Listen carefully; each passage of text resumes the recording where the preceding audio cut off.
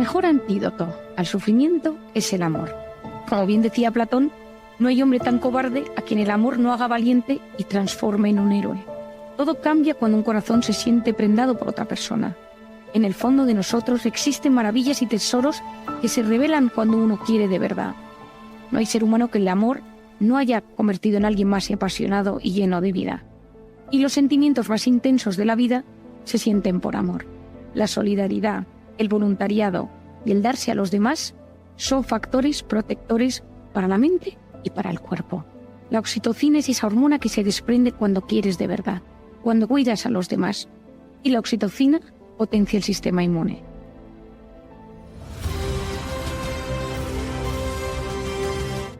En muchas ocasiones, determinadas personas de tu entorno te caen mal y su mera presencia genera en ti intranquilidad.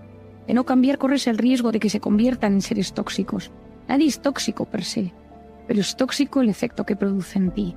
En este amor a los demás te voy a dar unos tips que te pueden ayudar a conseguir mejorar tus relaciones con los amigos, con los compañeros de trabajo, con familiares y por otro lado darte cuenta si hay alguna de ellas que no has fomentado o que te cuesta mucho.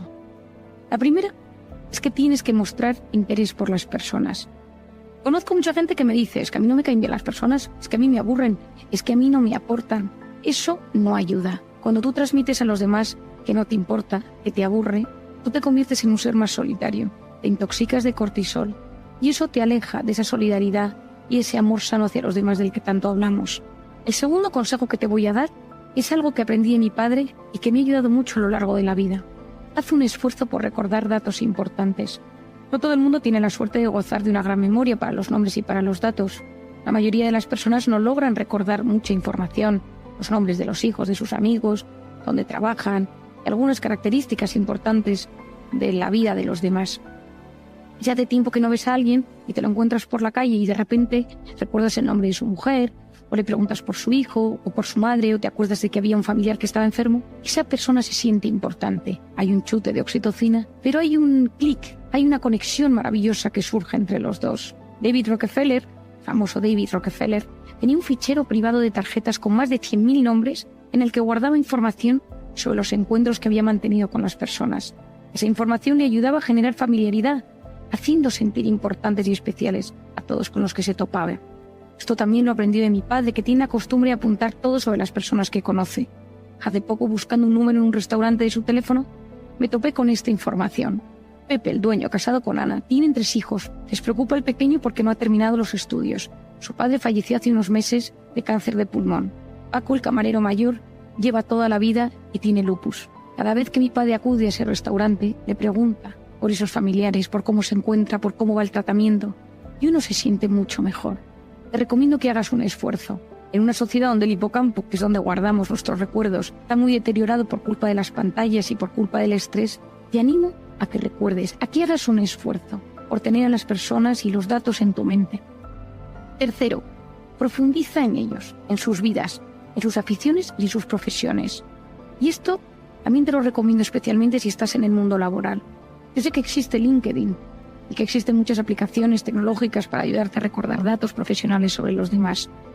Pero busca información sobre la gente que te interesa. Si quieres sorprender a tus amigos, infórmate. Si buscas alegrarle la vida a alguien de tu familia, preocúpate por sus intereses actuales. Eso requiere tiempo y ganas.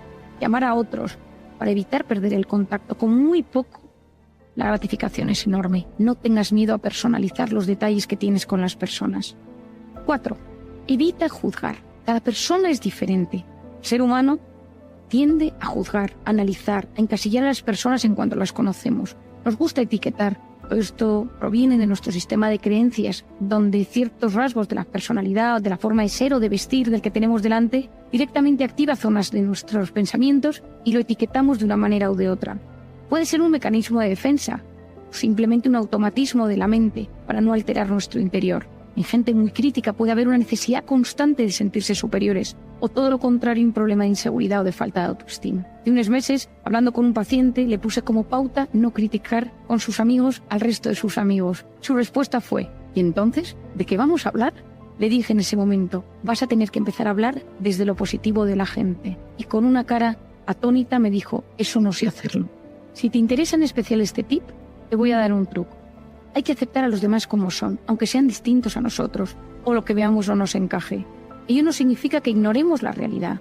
Existe gente que obra mal o que obra diferente, o de la que conviene separarse por resultarnos tóxica, pero por lo demás resulta saludable tener una mente plural, rica, abierta y admitir que existen personas que no se ajustan del todo a nuestro criterio. Hay que evitar cerrarse de forma abrupta a todo lo distinto. Si solo aceptas gente que tenga un determinado nivel de estudio social o cultural, si tienes manía a los aficionados de cierto equipo de fútbol, yo que soy muy futbolera, de esto sé bastante, o a una profesión o gremio, si rechazas sistemáticamente a todos los provenientes de cierta región, país o continente, seguramente tu capacidad de comprender el mundo y tu entorno será más reducida y te estarás perdiendo muchos de los matices que hacen nuestro mundo rico y diverso. Quinto, no impongas tu criterio, creencias o valores.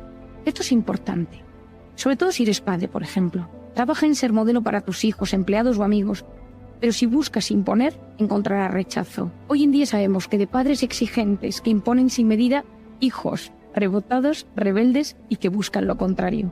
Los límites son necesarios. Que la gente no respete nuestras ideas o creencias es clave, pero sin rozar la dureza o la agresividad.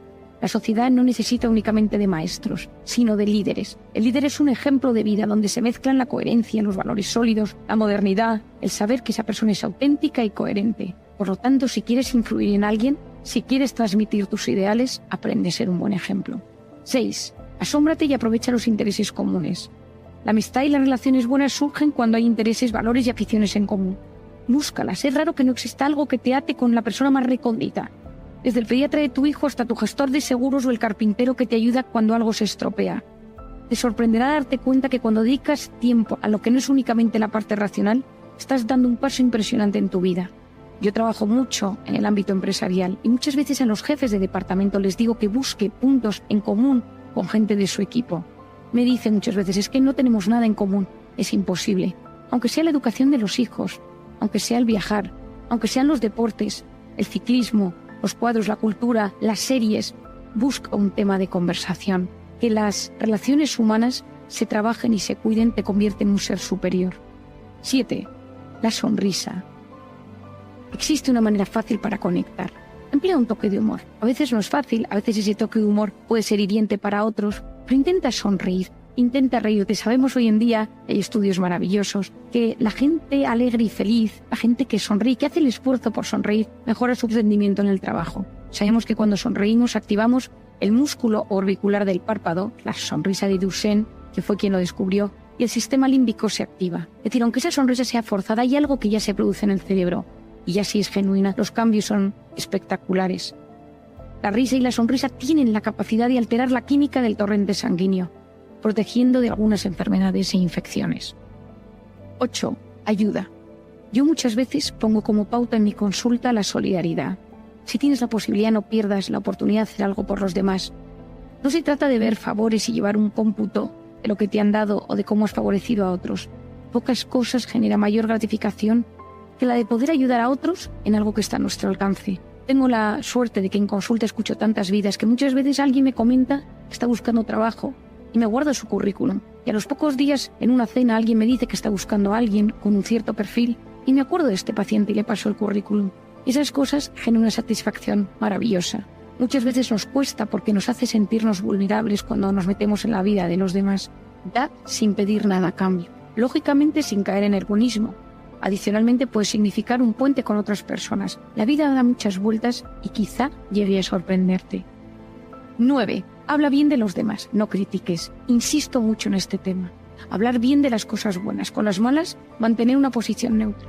Hay que protegerse seriamente de las conversaciones en las que siempre se generen críticas o juicios negativos. ¿Cuánto se agradece cuando en una cena o reunión entre amigos alguien frena una crítica, una conversación negativa sobre otros? Hablar mal de los demás induce en nuestro organismo un estado emocional tóxico lleno de cortisol y ya sabemos los riesgos que esto conlleva. La crítica es casi un deporte internacional y estamos demasiado acostumbrados a que forme parte de nuestra vida. Si quieres que confíen en ti, si quieres que te valoren como persona íntegra y que la gente busque tu amistad, crea en ti o en tu negocio, sé discreto. 10. En el amor y en la amistad, lo importante es la estrategia. Esta frase no es mía, es de Napoleón. No tengas miedo a coger un lápiz y un folio, un boli de 4 colores como a mí me gusta, un rotulador o una pizarra. Escribe, tacha, flechas, en definitiva traza un plan. Si tienes que reconquistar a alguien, si tienes que rearmar una amistad rota, una situación familiar delicada, no tengas miedo a tener un plan. Te sorprenderá que haya gente que conoces, encontrarás experiencias del pasado que te sean útiles y si necesitas trabajar alguna habilidad porque notas que te cuesta, lee, infórmate o pide ayuda. 11. Intenta ser amable, es más importante de lo que te puedas imaginar. La amabilidad transforma nuestro organismo y transforma el organismo de las personas que están cercanas a nosotros. Lo que el mundo necesita es oxitocina y esta hormona tiene un papel fundamental en las relaciones humanas. Está encargada del parto y de la lactancia, pero tiene un enorme valor en las relaciones humanas. Si eres amable, si estás con una persona que te importa y sacas el teléfono de la circulación y le miras a los ojos, le sonríes cuando lo necesita, te sientes mucho mejor y la otra persona también.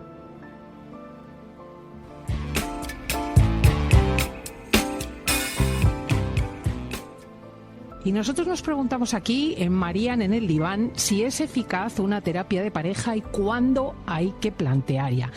Marían Rojas Estapez, muy buenos días. Bueno, buenos días, Cristina. Gran tema el que sacas hoy. Gran tema. Además, un tema sobre el que hablaron los Obama antes de Navidad, porque ella hizo público un libro en el que revelaba que en su momento acudieron a terapia y les fue muy eficaz. Bueno, es que la terapia de pareja, y seguro que alguno de nuestros oyentes ha acudido en alguna ocasión, es muy, muy, muy útil. Es decir, puede ayudar muchísimo y, bueno, yo me dedico a ello y entonces hay muchas historias, muchos matrimonios, muchas parejas que se han salvado pues haciendo una buena terapia de pareja. Cada uno tiene su librillo, ¿eh? Yo reconozco que preparándome esto lo hablaba con mi padre, que es mi maestro, y él me enseñó a hacer una terapia de pareja a su manera, que es la que yo he heredado, que tiene sus características, pero que cada uno tiene las suyas. Te doy un ejemplo, Cristina. Mi padre jamás hace terapia de pareja conjunta. O sea, nunca pone a los dos en el mismo despacho. Ah, qué curioso. Sí, yo tampoco lo hago. Yo, si los pongo juntos es para hablar yo, que me escuchen los dos, hago una pregunta y la controlo, y el otro, pero no porque si no las terapias de pareja conjuntas se convierten en una situación, sí, y entonces donde la gente suelta todo lo que no has querido soltar, se lo sueltas al otro delante, y entonces genera unas situaciones súper incómodas, salen muy dolidos y entonces tienes que reconducir eso.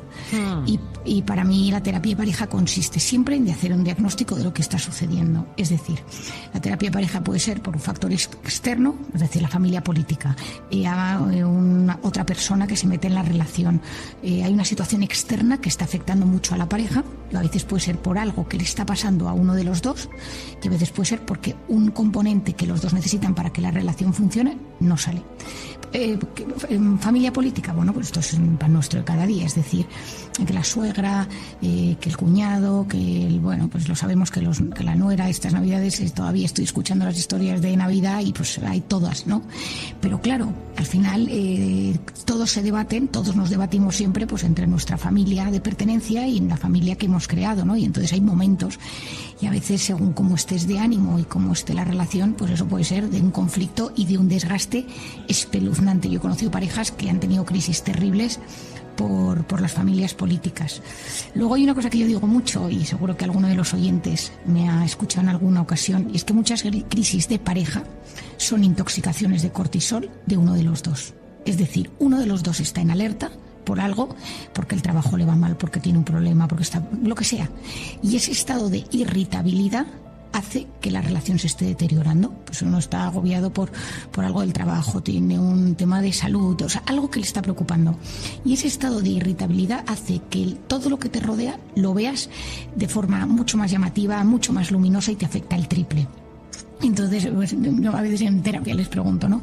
¿Desde cuándo hace esto tu marido? Es que mi marido llama todas las mañanas a su madre a la misma hora. ¿Desde cuándo lo hace? No, si lo hacía de novios. Estás intoxicada de cortisol, es decir, algo que siempre ha sucedido, en este momento no lo soportas, sí. Te irrita.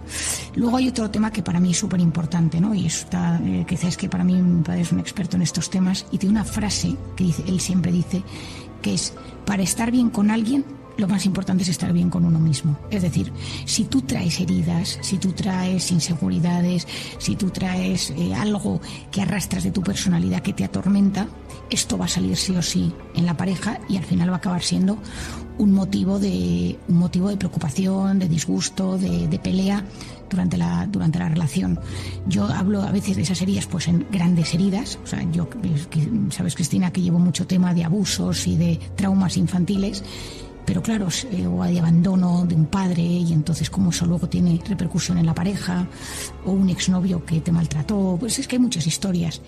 Y a veces hay que sanarse para que cuando vuelves a empezar tu relación y la quieres mantener, pues esas heridas no se reabran y no generen un problemón. Y muchas veces, y lo estamos viendo ahora y es muy frecuente, y estoy seguro si algún psicólogo o psiquiatra me está escuchando lo ve como yo, que mucha gente, cuando empiezas la terapia de pareja, te das cuenta que tienes que trabajar y ahondar en la historia, en la biografía emocional de esa persona y ayudarle a sanar sus heridas para que recupere el equilibrio de su relación de pareja, ¿no? Para que vuelva a estar bien. Sí, yo de hecho me preguntaría así genéricamente si esto sirve para algo. Quiero decir que si tú coges dos adultos, pongamos de 40 años, Cristina, que llevan caminada la mitad de la existencia y que tienen unas dificultades enormes, uno se pregunta en qué medida la persona puede cambiar. Bueno, es que a veces no solo se trata de cambiar, Cristina, se trata de entender en qué momento ya estás y qué se ha desgastado. Y si hay alguna de las cosas principales para que una relación funcione, porque claro, para que una relación funcione hace falta, yo siempre digo que hace falta la capacidad de comunicarse.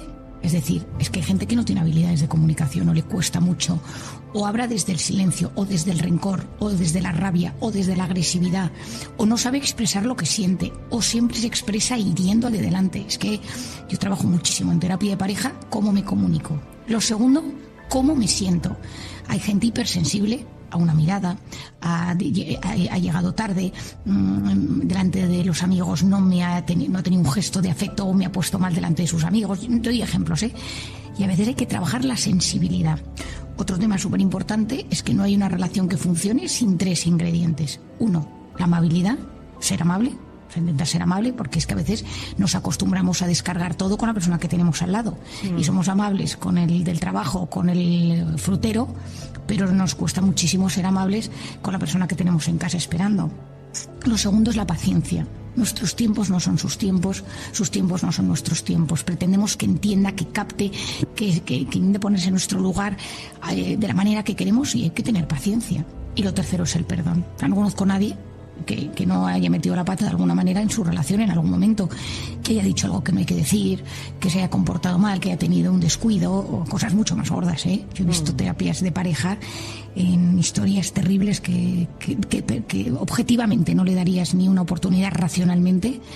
Y luego hay muchas veces que la capacidad de perdonar, las personas se dan cuenta de que había una herida que arrastraban, ayudas a cambiar el prisma. Es que muchas veces, estoy recordando un matrimonio que vi hace muchos años, eran hermanos de unos amigos, y ellos pues llevaban toda la vida mal. Y entonces siempre estaban esperando a que los hijos se hicieran mayores o fueran a la universidad para separarse. Entonces cuando el último se fue a la universidad, pues decidieron que se separaban y les regalaron venir a terapia con nosotros. Esto fue un regalo de sus amigos por su cumpleaños. Y entonces el tema es que cada uno tenía un rasgo de su personalidad que per se era incompatible con el otro, que ellos nunca se habían dado cuenta, pero esos rasgos de personalidad se podían limar, se podían trabajar. Entonces dimos 6 meses. Y la realidad es que es una pareja que me hace mucha ilusión, les quiero mucho. De hecho, ellos siempre me dicen: Marian, tienes que decir que es posible. O sea, habla de nosotros, que nos íbamos. De hecho, él tenía ya el piso alquilado para marcharse.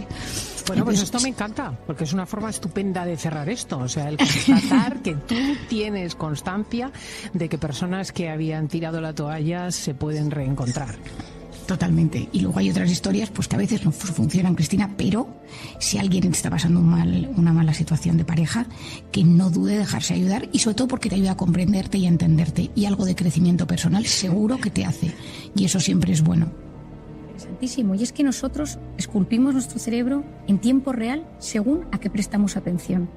Por eso, hoy en día, según a lo que prestemos atención y la capacidad que tengamos de concentración, de atención y esa fuerza de voluntad, va a determinar en gran parte nuestra calidad de vida, nuestra calidad intelectual, nuestra calidad cognitiva, las notas de clase, pero no solo las notas, sino la capacidad que tenemos de disfrute, de conectar con las personas, con el conocimiento, con la naturaleza, con todo.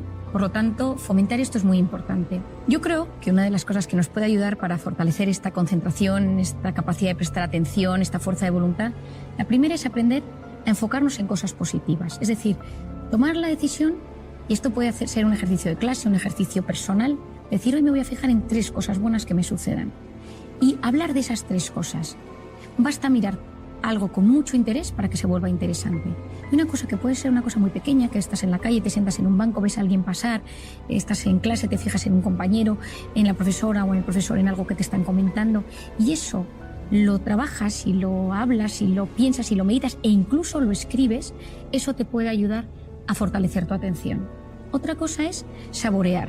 Saborear desde los sentidos. A veces estamos aturdidos de tanta hiperestimulación. Entonces de repente comer algo y decir esto sabe, ¿no? Y si hay una mezcla, pues esto aquí hay tomate, aquí hay queso, aquí hay macarrones, aquí hay guisantes. Es decir, ¿a qué saben las comidas? El frenar ese aturdimiento para de repente saborear los sentidos en los niños es algo mágico. De repente decir, silencio, ¿qué escucháis? Un coche de bomberos, un coche de policía, una música, una melodía, el grito de alguien. Eso ayuda a que los sentidos tomen más importancia y yo frene todo para enfocarme en algo particular. Y cuando uno consigue enfocarse en algo particular, está fortaleciendo su capacidad de prestar atención. Enseñar a los niños a discriminar, a saber dónde está el bien y el mal, a saber dar pilares seguros de criterio. Porque si no, te metes en Internet y no sabes dónde está lo bueno y lo malo. No sabes dónde te están engañando y dónde no. Hay un momento que te llega tanto al teléfono que cada día es una noticia, yo todo lo que llega lo compruebo. Hay veces que hay cosas tan surrealistas que digo, esto seguro que es mentira y de repente te das cuenta que es verdad. Pero sé buscar si está bien o está mal. Yo creo que el aula tendría que ser ahora mismo un lugar donde enseñar a buscar si está bien o está mal, para profundizar, para filtrar de todo lo que nos llega lo que realmente vale la pena y no aturdir a esa corteza prefrontal que llega un momento donde no es capaz de leer un libro, no es capaz de enterarse de una conversación. Había un hábito que se hacía en mi casa y es que todos los domingos leíamos todos antes de comer, sentados en el salón de casa con música clásica. Y mi padre, cada uno según la edad que tenía, todos leíamos. Y era algo que fortalecía nuestra lectura. A mí me parece importantísimo volver a la lectura. La lectura es a la mente.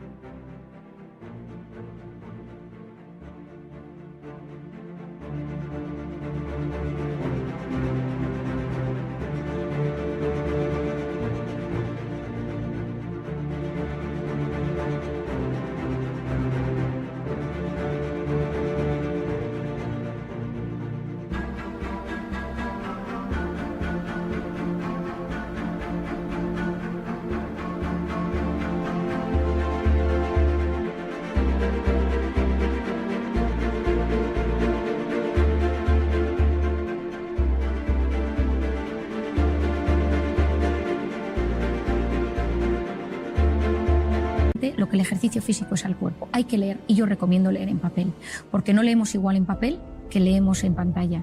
En papel leemos con más profundidad y ya lo sabemos hoy en día. Cuando uno tiene el papel, el libro va pasando la página, hay algo que surge en el cerebro donde es capaz de meterse mejor en la historia. Y sobre todo que cuando leemos, por ejemplo, noticias, hay tantos anuncios y tantas cosas que salen que nuestra capacidad de dispersión es altísima. Y esa famosa multitarea, de la que tanto nos han hablado, no es tal. Es una alternancia continuada de la atención.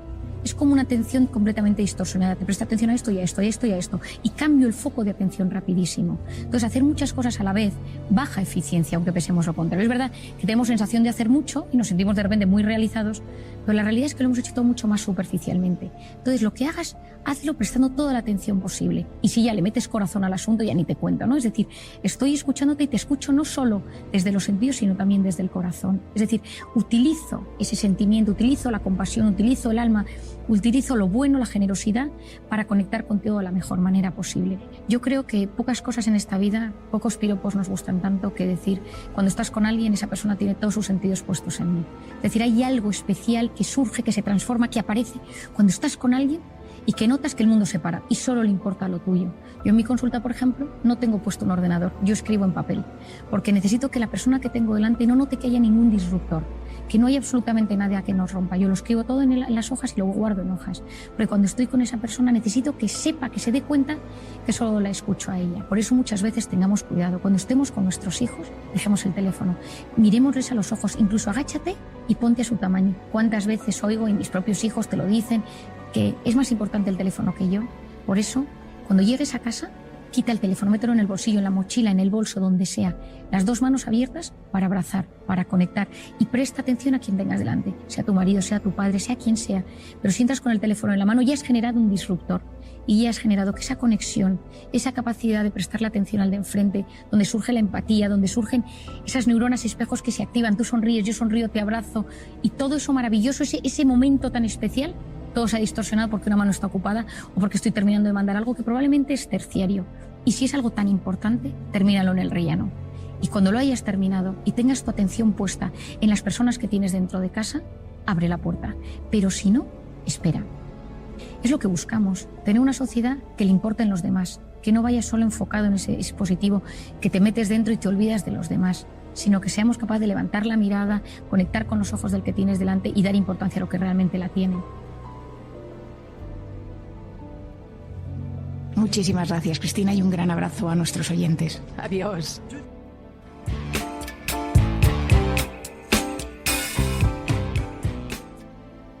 El tema del mes. Comenzamos hoy con una invitada de lujo que además es alumni de Orvalle. Ella es psiquiatra, desde el 2007 imparte conferencias por todo el mundo sobre el cerebro, el estrés, la felicidad, el bienestar y el optimismo, temas sobre los que investiga para llegar al fondo de la mente y entenderlos. Además, y tras el éxito de su primer libro, Cómo hacer que te pasen cosas buenas,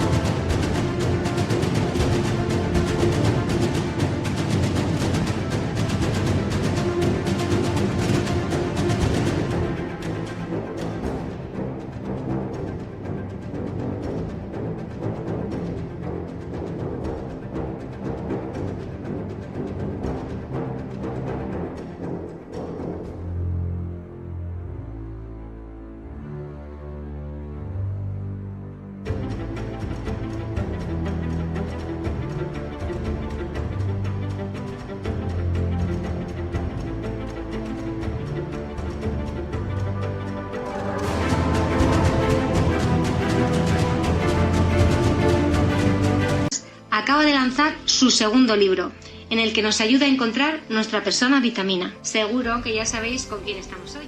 Bienvenida, Marian Rojas. Muchas gracias, muchísimas gracias por invitarme. Para empezar, queríamos preguntarte sobre cómo influye el ver determinadas series, como pueden ser El juego del calamar, o jugar a videojuegos cargados de violencia en el cerebro y las emociones de los niños. La violencia es algo que está al orden del día en las series y en los videojuegos. No afecta igual al cerebro de un adulto que al cerebro de un chico o de un joven cuya mente está en desarrollo. Lo primero que tenemos que hacer es distinguir la agresividad de la violencia. La agresividad es un instinto natural, igual que tienen los animales, para sobrevivir en el entorno. Es algo biológico e instintivo. Con la educación conseguimos modularlo. La violencia, en cambio, viene de la conducta aprendida. Por eso hay que tener mucho cuidado. Si una persona se dedica a ver o a jugar con videojuegos donde la violencia es algo primordial e importante, una de las cosas que va a suceder es que el cerebro va a aprender y va a querer replicar. Pero también sucede un tema muy importante, y es que cuando se estimulan las zonas de la agresividad y de la violencia, disminuyen las zonas de la empatía y de la sensibilidad.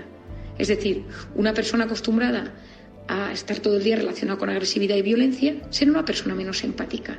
La empatía es la capacidad que tiene el ser humano de ponerse en el lugar del otro, de entender las emociones de los demás y de ayudarles en consecuencia.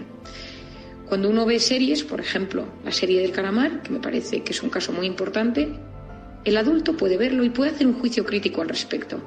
Puede darse cuenta de que existe la violencia, de que existe de qué va el juego, del componente.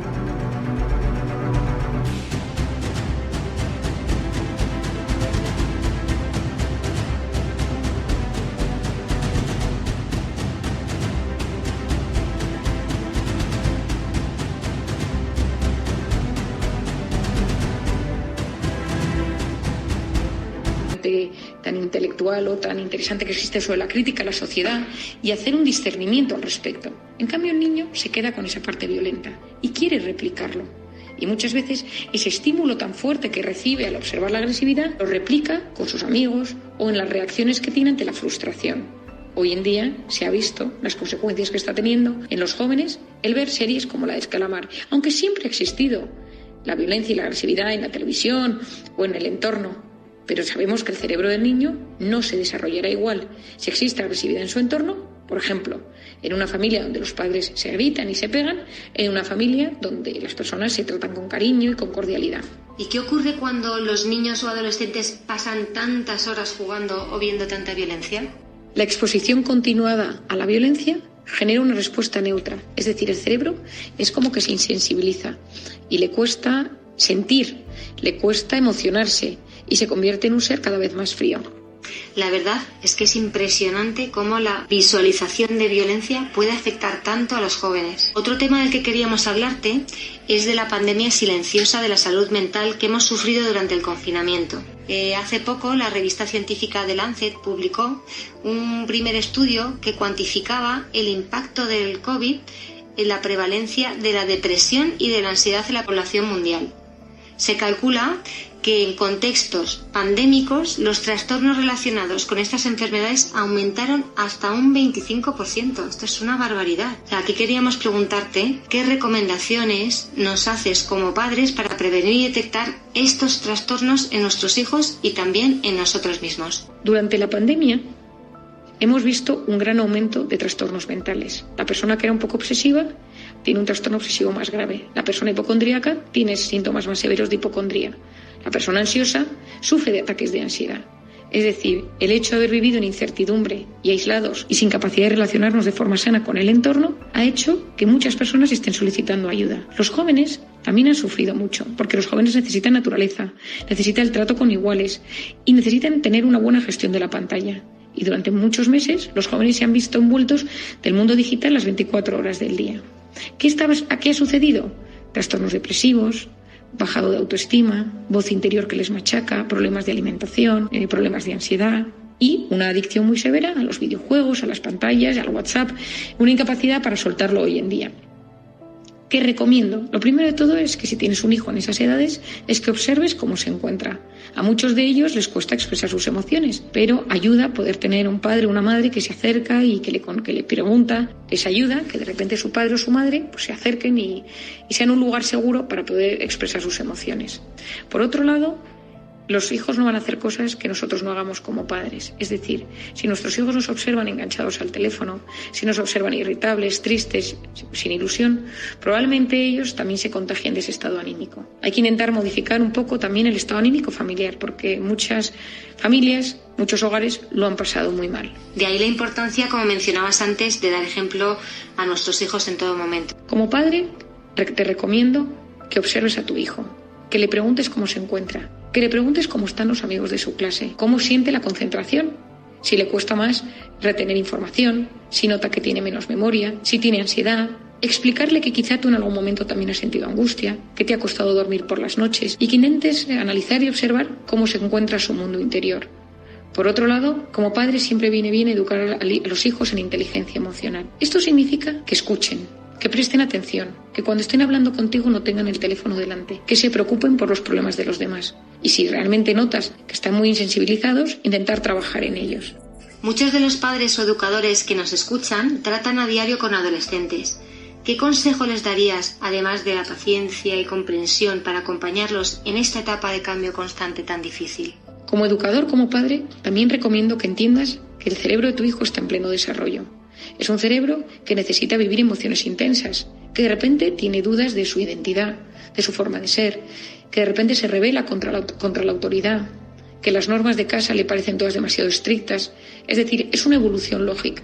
Entendiendo que esa fase es normal, y en esto te puedo recomendar que, por ejemplo, leas el libro de Daniel Siegel, La tormenta cerebral, sobre la adolescencia, puede ayudarte muchísimo a saber lidiar con ellos. Este autor, Daniel Siegel, también tiene un libro para niños que se llama El cerebro del niño. Te lo recomiendo si tienes a un hijo en casa al que no sabes gestionar bien, que no entiendes qué le está pasando en su cerebro, porque comprender es aliviar, y cuando uno comprende, se siente aliviado. Cuando uno comprende a su hijo, siente alivio. Y cuando uno comprende que muchas de las reacciones y comportamientos que tienen un trasfondo biológico, te sentirás aliviado. Tomamos nota de ese libro de Daniel Segel, La tormenta cerebral, para acompañar a nuestros hijos adolescentes. Para terminar, nos gustaría que nos contaras un poco de tu último libro, Encuentra tu persona vitamina. ¿Cómo es una persona vitamina, María? Las personas vitamina, en contraposición a las personas tóxicas, son aquellas que nos inundan de oxitocina. Las personas tóxicas son las que nos intoxican de cortisol. No son tóxicos de por sí, pero hay un efecto tóxico en tu organismo cuando estás cerca de ellos. A veces solo con pensar en ellos o recibir un mensaje se activa tu sistema de alerta. La oxitocina es la hormona que consigue bloquear el cortisol. Es la hormona de los abrazos, del parto y de la lactancia. Es la hormona de la empatía. Es la hormona que se activa cuando estás con alguien y te mira a los ojos, no te juzga, te escucha y te mira con muchísimo cariño. Y que sabes que en ese momento el mundo es un lugar más seguro. En un mundo tan intoxicado de cortisol, donde vivimos inflamados, preocupados por cosas reales o imaginarias, donde hay incertidumbre y caos y donde a veces nos cuesta relajarnos, conseguir estimular esa oxitocina puede ayudarte. Para ello, rodéate de persona vitamina. Sé persona vitamina para tu entorno. Y cuando te cuenten tus amigos algo, no juzgues, escucha. Las personas vitaminas son aquellas que cuando nos sucede algo bueno, se ilusionan más que nosotros mismos. Muchísimas gracias, María, por compartir este rato con nosotros y darnos tantas claves y pautas a seguir con nuestros hijos.